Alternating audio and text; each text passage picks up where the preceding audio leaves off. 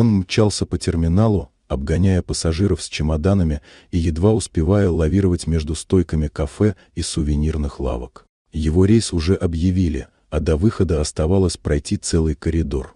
Сердце стучало в такт шагам, все внутри было нацелено на то, чтобы успеть. Но в этом потоке он заметил что-то, что резко изменило его планы. У перил стояла пожилая женщина.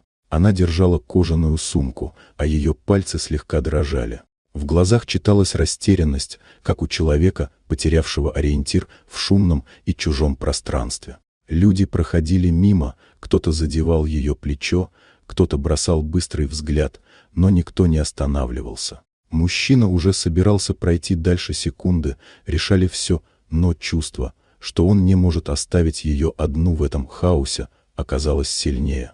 Он подошел, мягко положил руку ей на плечо и почувствовал, насколько она напряжена. Женщина пыталась найти нужный выход, но схемы и объявления только путали ее. Ее дыхание стало чуть прерывистым, и он понял, что стресс для нее сейчас куда опаснее, чем опоздание для него.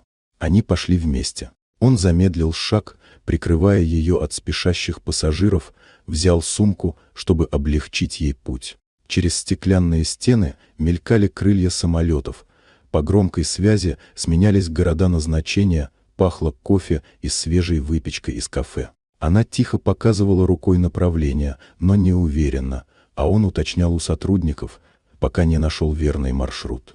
Проходя мимо своего выхода, он заметил, как на табло загорелась надпись «Посадка завершена». Сердце сжалось, но он не остановился, они были уже почти у нужного зала. Когда они дошли, женщина наконец расслабилась, ее лицо стало мягче. Она поблагодарила его, чуть коснувшись его руки, и достала из сумки аккуратную кожаную визитницу.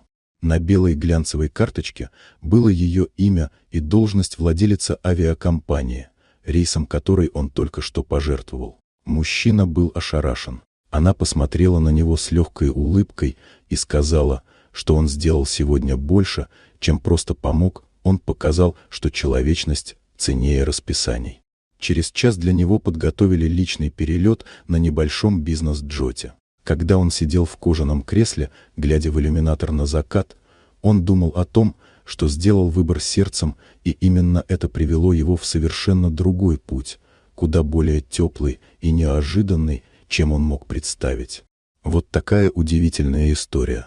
Дорогие друзья, если вам понравилось видео, поставьте лайк, а также подписывайтесь на канал, впереди еще много интересного.